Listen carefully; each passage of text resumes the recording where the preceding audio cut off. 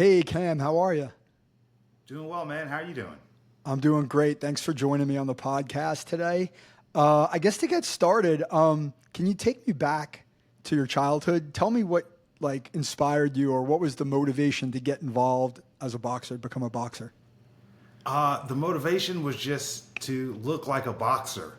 Uh, I was dealing with bullying, and I had the thought if I just looked like I knew how to fight, people would leave me alone, which also works. I had some foresight as a kid. But what it really did was it gave me confidence. And with confidence, I think I became less of a target. Okay. So what exactly did you do to make yourself look like a boxer? So I struggled with weight issues, and I found out how calories work. You consume about 2,000 calories a day. You burn about 2,000. The only way to lose weight is by burning more calories than you can consume. I learned this in like 10th grade health class. This was magic to me because I was struggling with weight. Problem was I tried out for every team. I'm not very athletic. I couldn't make any teams, but there was a free boxing gym in my neighborhood, which was right up my price alley.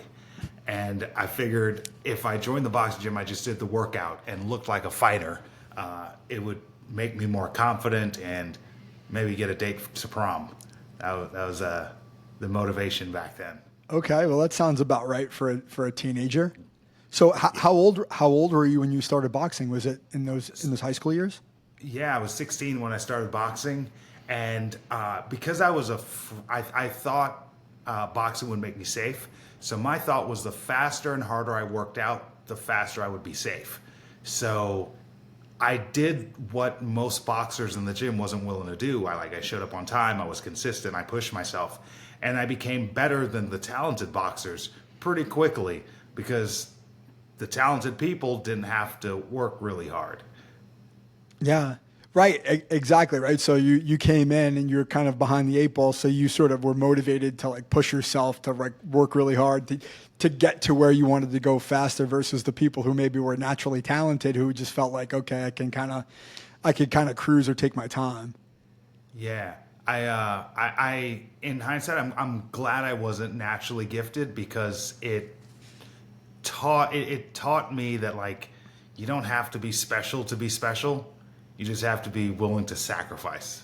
Yeah. Right. And that's what we would call in sports psychology, having a growth mindset, right? Like that idea that, hey, if I'm just getting better and I have to work for it, it makes me feel good. Right. And I'm judging how I feel about myself based upon my improvement and the growth and the dedication versus the result, which ultimately in a lot of cases isn't really in your control, but the work is.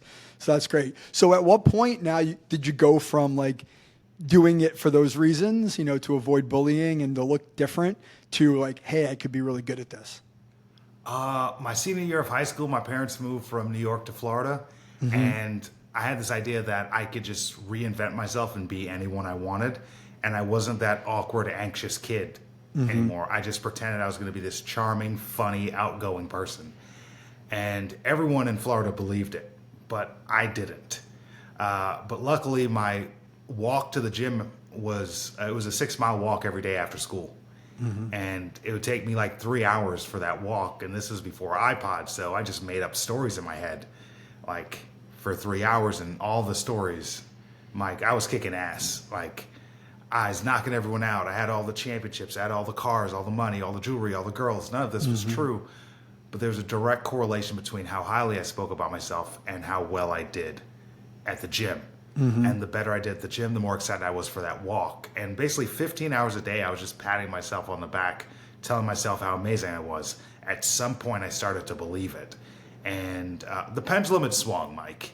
I knew I was amazing. And whether it was true or not, I believed it. And Right. that confidence is what led me to become the #1 heavyweight in less than 2 years of boxing. Yeah. Well, exactly, right? If you don't believe it, right? I see the opposite quite a bit with athletes, which is other people believe it, but they don't actually believe it themselves. So it's not good enough, right? But when you believe it, whether it's true or not to people on the outside doesn't matter, right? And so like you're using that, you were sort of shifting that self-talk. And it sounds like you were using like, you were imagining yourself, imagery, you were kind of visualizing yourself doing these things, which is also a way to build confidence, right? And you were getting all these reps on those walks to the boxing gym where you're just like mentally, you're just rehearsing this in your head, like, hey, I really believe this. And I have to imagine when you got to the gym, you were feeling pretty good about yourself, even after a 6-mile walk, like, hey man, I'm going to kick someone's butt today. Yeah. Yeah, and it was like that idea of self-belief, and what I found, and this was a story happened. I was 17, my best friend, he's 16. We were at a boxing match in Florida, and he saw his opponent was also 16, but had tattoos. He was from New York, and he started panicking. My friend is way talented than his opponent, way more talented, taller, stronger, faster. But he's like, this dude has tattoos. And I saw my friend psyched himself out and lost the boxing match because he allowed himself to lose. But clearly from the outside, and I had no emotional attachment, I knew clearly my friend was way better. He just allowed some dude to beat him up for no reason. And I was like, okay, I'll never let that be me. And I understood that for a heavyweight, there's guys who waist bigger than me, muscle, six-pack. And in my mind, I'm like, yes, that looks cool. It's intimidating. But in the reality of that square circle, when we get in that ring, muscles require oxygen. You're going to get tired 1 minute into the first round. You don't have punching power for long. And if I don't allow that to scare me, he can't win. Right. Yeah. So like, but yeah, right. Exactly. But you're focused on, right. You're focused on something constructive, right? Something positive of like, hey, he might be big and strong and look nasty, but like I'm the more skilled, more conditioned boxer. I'm focusing on that, and I'm going to use that strength as a way to win versus focusing on the opponent and being like, well, I don't have what he has. Now I got to worry for my life, right? And like that's actually a really great strategy mentally where you're really focused on like your attributes and your strengths, and you're not worried about the other person. You're only worried about what you're good at. And that's something that I think is hard for a lot of athletes, especially in like a one-on-one competition, right? I can't say that I've worked with boxers before, but I've definitely worked with a bunch of wrestlers, and that's a big deal, right? Like you go into the wrestling, circle, and some kid comes across the way from you, and he's all jacked up, and he's got tattoos and all this stuff, right? It's really easy to focus on what you don't have or what you think he's going to do to you versus, hey, here's my plan. I don't care what he looks like. I'm going to execute my plan and keep the focus on that because I believe that I can get the result I want if I do that versus focusing on, oh my goodness, I'm like buying into the feelings of this guy's really scary. Yeah. So like as you like elevated through the ranks, I mean, obviously you have the experience of being an Olympic boxer. So like, did your mindset change over time in terms of like as you fought better competition, or like did you become more confident and not think much about it at all?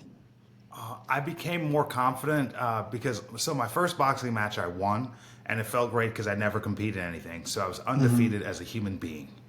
And then my second fight, I was feeling myself. I was all confident, and I fought a guy with like 47 fights.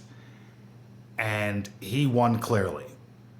And it wasn't even close. It was a snap into reality to me. I'm like, oh, he's been doing this for like his entire life. He has a bunch of boxing matches. This was my second match. Then I did an idea, Mike. If you and I were the same age and the same weight, and we fought, but you had 100 boxing matches and I had 3 boxing matches, who do you think would win? The guy with 100. I didn't even tell you your record, Mike. You could be 10 wins and 90 losses.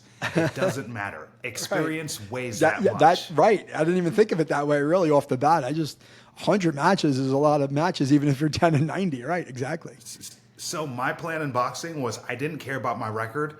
I just wanted to get to 100 fights. Most boxers never even come close to that. Like if a boxer has 40 fights, that's a lot. Yeah. But my thought was once I get to 100, everyone else I fight, I'm going to be more experienced then. Yeah. And I fought everyone, top name guys constantly. And everyone thought it was weird because I would show up by myself with no coach, Mike, to your backyard, to your gym, and fight you in your hometown in front of your crowd and your judges. And to me, because it's like I had nothing to lose. My record doesn't matter to me, but I have that experience. And after I had 100 fights, it made me more confident, because I would get to nationals and a guy would come up to me like, oh my gosh, Cam, a guy I'm going to fight will say, oh my gosh, Cam, I've been looking up to you. And, oh, Mike, you'll never be. If you show me any type of respect, I'll never let you beat me. Right. Yeah. So when I got comfortable in my spot as the number one boxer, I became more comfortable in my position as I'm supposed to win. Yeah. Well, I think what you said about like having nothing to lose, right? And measuring your success just based on the number of fights that you had, right? Like that mentality is very powerful, right? Because you're not worried about the result. You're not worried about, well, I have to win this fight because it's going to define who I am, or it's going to, other people are going to, other people are going to judge me based on it, or I have something to prove. It's like, hey, I just need to show up, right? I just need to show up and fight. And I get that fight under my belt. And like, for me, that's good enough. Right. And now you're dangerous because you're not worried about whether you win or lose. You're just going out there to execute the plan, get into that fight. So how many fights did you end up having? Just under 400. Holy moly. I rarely mention my wins, but I can tell you I've got 39 losses. That's an incredible record. But that's more than losses than anyone you could name. But imagine if I were to get to like 10 losses and then hang up the gloves, because great boxers don't have 10 losses. Says who? Right. I mean, I got to 20 losses. I got to 30. I got to almost 40 losses. And each of those losses led me to almost 400 wins. Mm-hmm. Yeah, exactly. Well, that's your mindset. Your mentality is, hey, I'm not worried about the number of losses. I'm worried about the good stuff, right? The focus is on the things that you can control versus focusing on those losses and be like, well, I got the 10 losses and now I'm going to quit. So ultimately, you kind of, you face some pretty significant setbacks, right? Like in terms, including getting kicked off the Olympic team. So can you talk about that? Yeah. So I won nationals. I was 20, about 19. It was 2008 nationals. I was 19, 20 years old. I won my first one. And I had a choice to either go to college or pursue a sport where I was bad at free school. They call it high school. I'm not going to be paid to be bad at school. So I was like, yeah, I'm going to try this sports thing out because, and it was a great avenue for me to go because I realized you get special treatment when you're an athlete. I call it athlete privilege. I mean, I get opportunities I wouldn't normally get. I get let into rooms I wouldn't be let in. Mike, I date outside of my range because I'm very good at a sport. Yeah. I understood that, and I identified with that. I was an athlete through and through. In 2012, I won the Olympic trials to represent the U.S. in the London Olympics, and I was kicked off the Olympic team for a drug testing incident.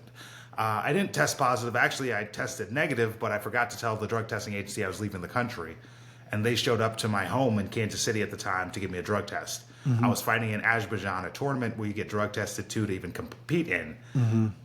It wasn't a real offense, but it was around the time Lance Armstrong went on Oprah. They cracked down on a bunch of athletes for infractions. I was one of those athletes that was made an example of.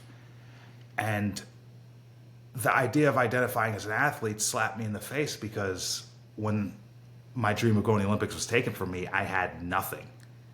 I had no degree, I had no certification, I had no skill, I had no athlete privilege.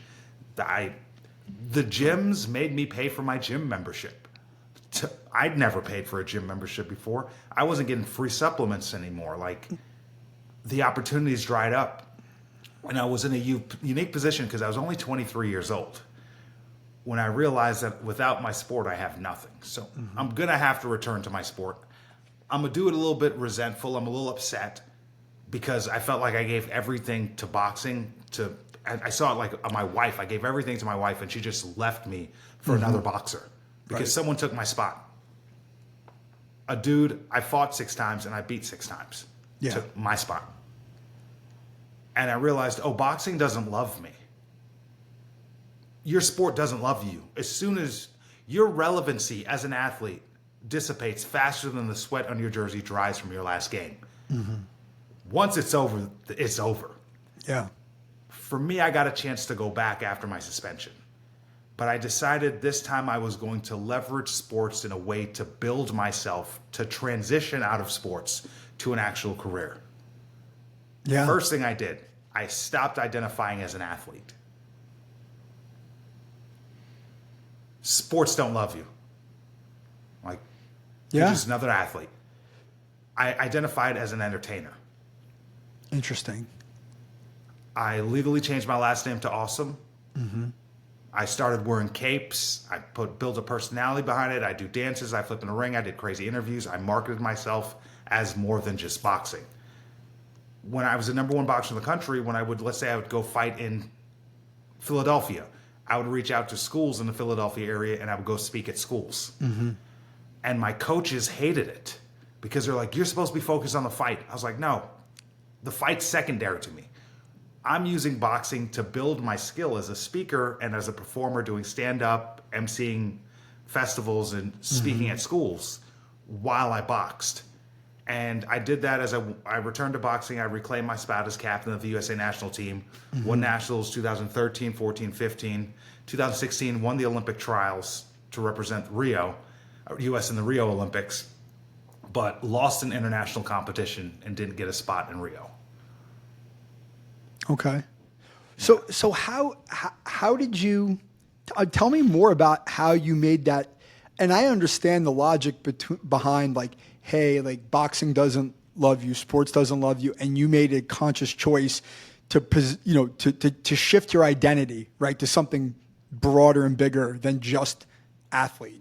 But how did you do it? Like, what was that process like where you like decided and then you went through the steps? Like, was it something that kind of came in like, was like epiphany, or was it something that you had to sort of think through over time that evolved? Great question. And actually, it's still evolving. So in 2012, when I got kicked off the Olympic team, I was broke, but I would go to free comedy nights, which turned out to be open mic night. Mm-hmm. And I realized you could sign up, and all of those comics were terrible. I was like, I can do this. And being a performer is something I wanted to do. So I figured, I was like, oh, I love doing this. I want to be a stand-up comic. So when I returned to boxing, because comedy wasn't going to pay my bills, when I returned to boxing, if I fight in Dallas, I would reach out to comedy clubs in Dallas like, hey, I'm fighting this weekend. Give me a feature spot at the comedy club. I could sell tickets. And I built myself as a comic, but then it still wasn't, most you get is $40 in a bar tab at that point, and I'm sober, so it wasn't very valuable to me.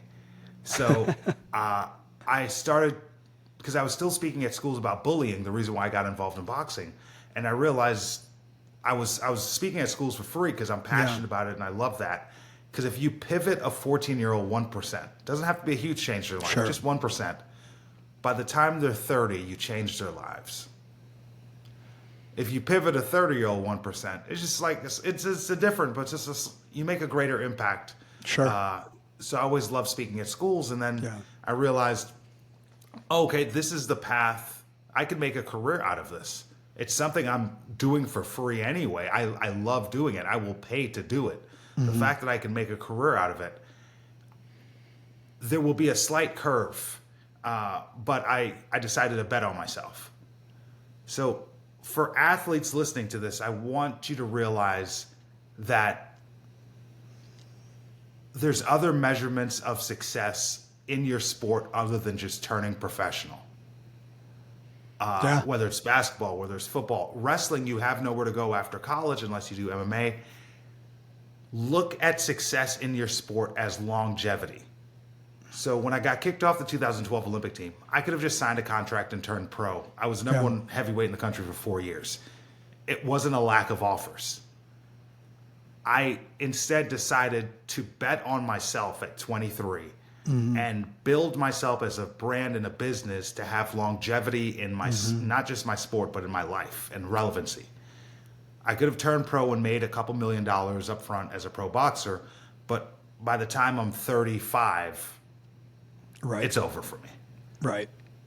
I decided instead to realize there's other means of success outside of turning pro.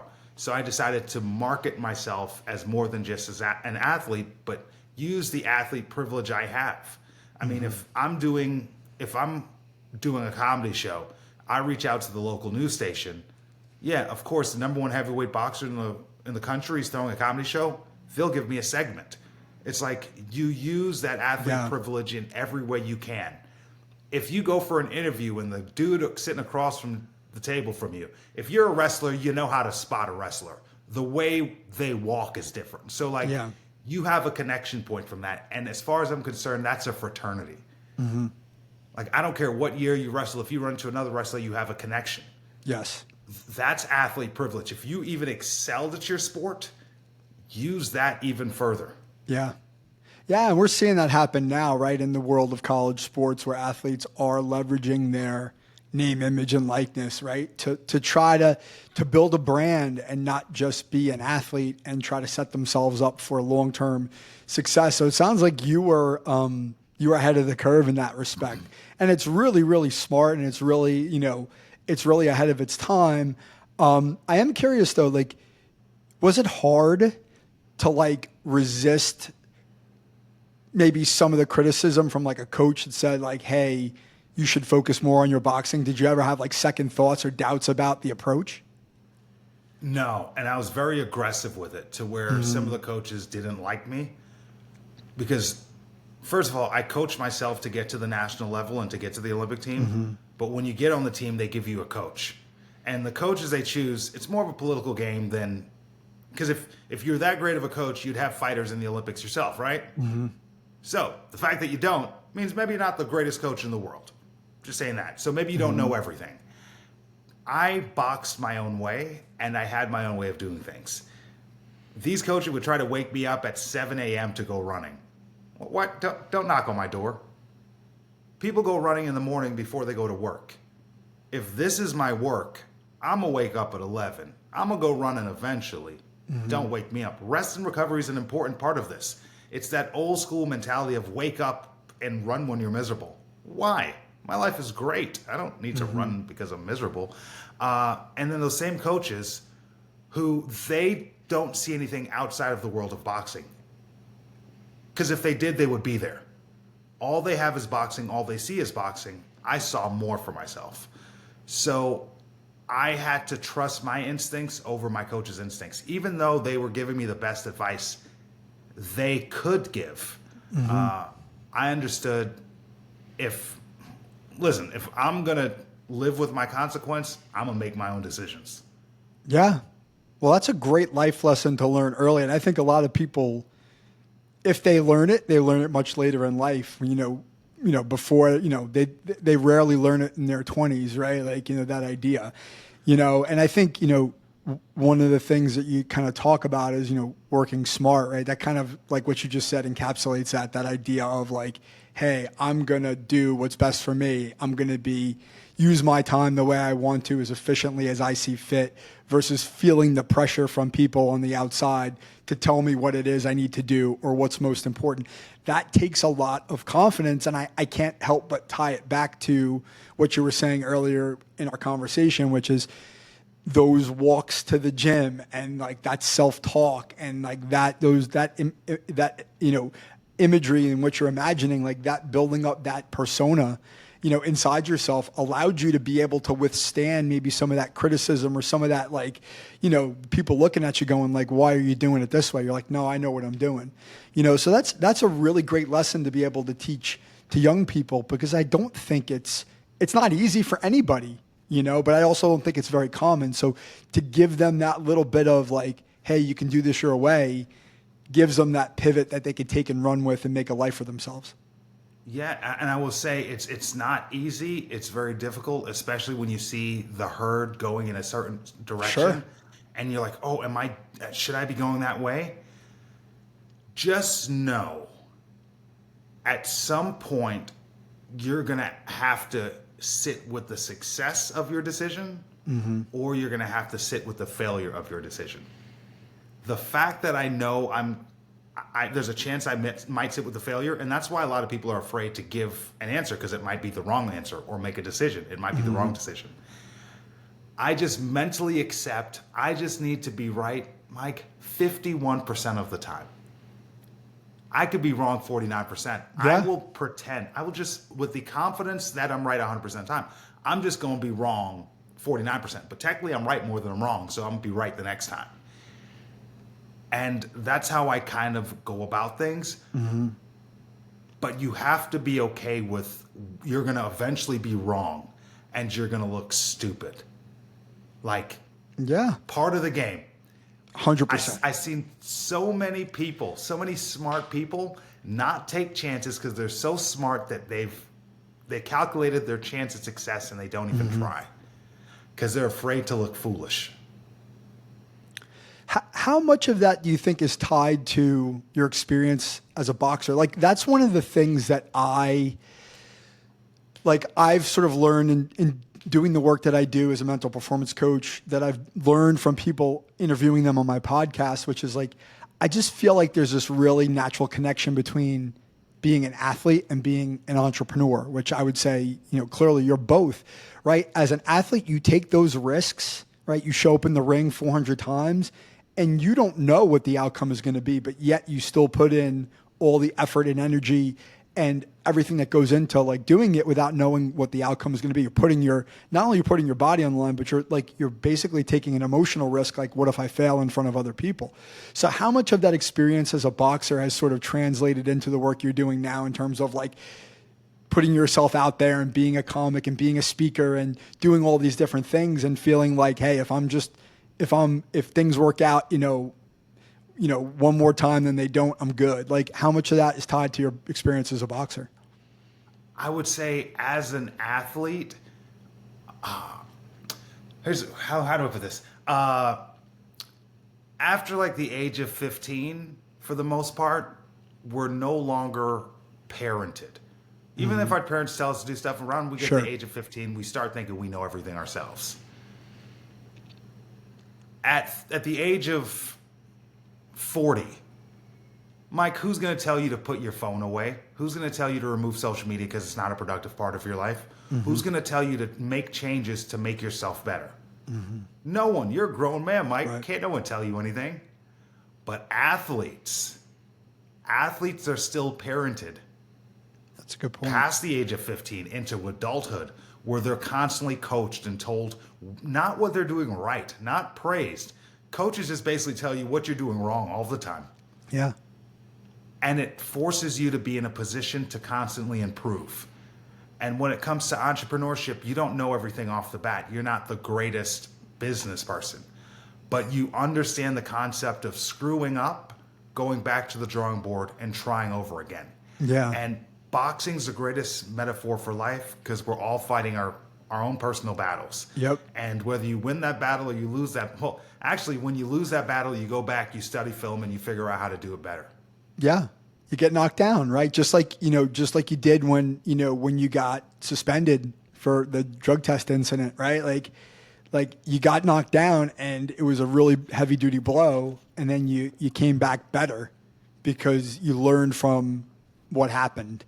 That resilience is so important, and resilience is something that I talk a lot about, like that ability to sort of bounce back, but bounce back in an active way, right? Like there's a difference between, dropping a rubber ball and letting gravity bounce, it just bounces back up versus like I'm going forward, like inertia, right? You're kind of going forward and saying like, hey, I'm going to bounce back, but I'm going to do something to bounce back versus just let time sort of dictate, okay, I'm going to recover from this. And it sounds like every time you've been through a difficult challenge, your instinct is, hey, I'm going to come back stronger, which is wonderful, right? And so like, have there been things that you've experienced beyond boxing, like after you've retired, where you've had to bounce back? Oh, yeah, just even business. Yeah, I'll just say business looks great on Instagram. every month looks great. Yep. But in real life, it's not Yeah. always like that. Nope. When I didn't make the 2016 Olympic team, so I was living out of my Prius, driving around the country, speaking at schools, totaled my Prius, got insurance money, and bought a van, a Dodge Sprinter, and I lived out of my van for 3 years. It was the only way I could afford to live. Mm-hmm. It was the only means I saw to be able to continue to chase my dream without getting a 9-to-5. Because I figured once I got a 9-to-5, I'd get comfortable with that paycheck that comes in. Mm-hmm. And it's hard to leave being comfortable. So I lived in a van without a bathroom in my van. I slept outside Walmart parking lots. I showered and worked out at Planet Fitness, where I would bring my laptop in with a little desk, and I would sit in the tanning room for 8 hours using their Wi-Fi. That was my work office as I traveled around the country. And it was, sometimes I was stuck in a city for a few weeks because I didn't have money to drive to another city. So I had to find a gig and kind of figure things out. And I just hustled for 3 years until the pandemic happened and forced me to leave the van life. Okay. So like when you were living the van life, like was there ever like that inkling or that doubt of like, hey, maybe I need to just go find something more comfortable? Or were you always resolute in the belief that this is the way you're going to do it?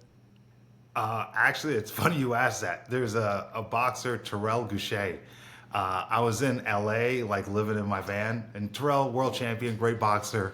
And after practice, like we got done working out, and I can't remember, he came out to the parking lot. He saw me in my van that I was like living out of.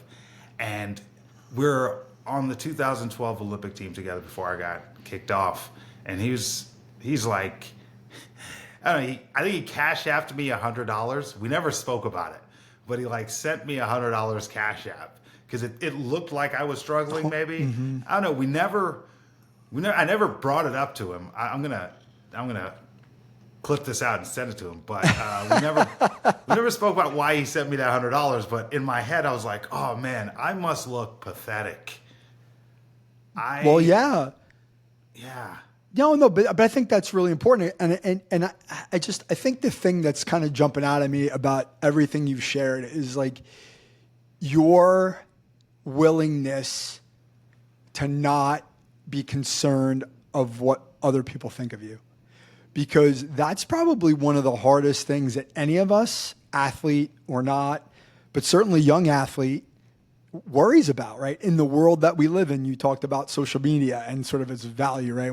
That's a whole nother conversation for another day. But for young people, that's a big part of their existence. And so much of their self-worth gets tied up in the way they look to other people on social media, right? So that ability to not worry about what other people think, not take things personally, not to let that influence your choices and your vision is really impressive, because I think that sounds like something that, if you speak to young people, like that sounds like something that, couldn't be more valuable for them to hear, because and I could tell you from my own experience working with young athletes, the idea that they're letting other people down or they're not living up to others' expectations is one of the biggest roadblocks that they face in terms of fulfilling their potential. Yeah. Yeah, that's caring what other people think. And of course, if you value your reputation, you care what other people think. Right. But a way I would constantly check myself, because of course, you see how your peers are doing and how everyone else is doing in life compared to you. But I would often remind myself, you look more foolish not trying and staying stagnant than you look foolish failing.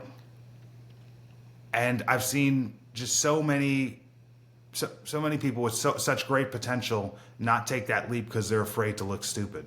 And I'm like, oh yeah, I'm the king of looking stupid. If it's the cost of entry, I'll pay it easily. Good for I've you. got all the pride in the world. I can throw it away.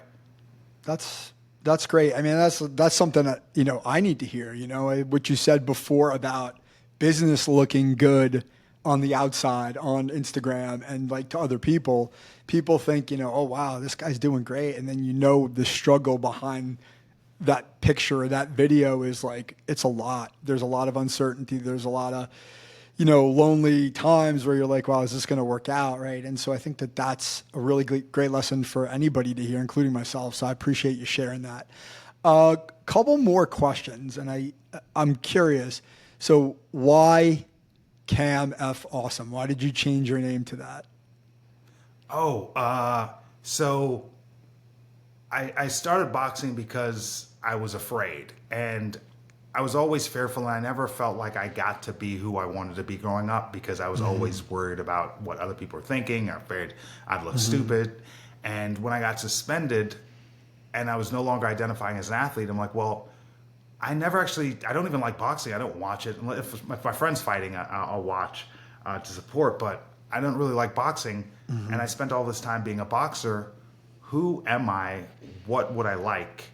And I wanted to reinvent myself. And I was very confident before in boxing. And when I got suspended, I lost that. And one of the comments I would find on social media was, I bet he's humble now. And I looked up the definition of humility. It's having or showing a low or modest estimate of one's own importance. Also, other definitions: to lower someone in dignity or low political rank. It wasn't anything positive. And I realized when I accomplished everything great in my life, it was when I thought I was going to. It was when I believed in myself, when I spoke excellence out into the world. Yeah. I realized I never walked into the boxing ring thinking, oh, I might lose this fight. That I'm not going to walk into life thinking, I might lose this situation. So as a way to believe in myself and speak my excellence into the world, I legally changed my last name to Awesome. Okay. As a reminder that I'm worth it, that I'm worthy. Like, people put Post-it notes all around their house that I'm worth it, I'm worthy. That's just my way of doing it. And it rubs some people the wrong way. But I immediately know, hey, I don't like you. So we save a lot of time. Well, again, that kind of goes back to, making choices for yourself that are best for you and knowing that not everybody's going to agree with them. And, there's nothing you can really do about it. And if you worry about that, it's just going to take away your focus from something that is important and putting your energy in the right place. So can you just quickly talk about like the work you're doing now, speaking at schools, that kind of stuff, like what's that look like? So I've transitioned from speaking at schools into the corporate world. Okay. I still do the occasional school here and there. I'm trying to take 2025 off of speaking at schools. Okay. I've built my career speaking at schools, and to me, that's the most impactful work I can do. But weirdly, it's a business, and I don't like that it's a business. And I don't want to treat it as such. So I'm building my corporate side of things so that can pay my bills and I can go speak at schools out of the goodness of my heart, because I put so much pride into my speech and my promotional material and the business side of it. And then the high school I went to couldn't afford me. And that once that went off in my mind, one, it was a point of pride, like, hey, I built my value, but that means I literally couldn't speak to me. Yeah. And for me, that's when I decided I needed to recalibrate the way I'm doing things. So 2025, my goal is to work on the corporate side of my business and build myself in a place where I can dedicate time to a nonprofit. I started a nonprofit. I didn't think it would be that much work. Turns out a lot of work to just do by myself. So I'm figuring out that part of business right now. And the cool part about business is I think it's a puzzle. There's a way to solve the puzzle. And there are people who are very successful today that if they lost everything in 3 years, they could be back exactly where they are, because it's a formula.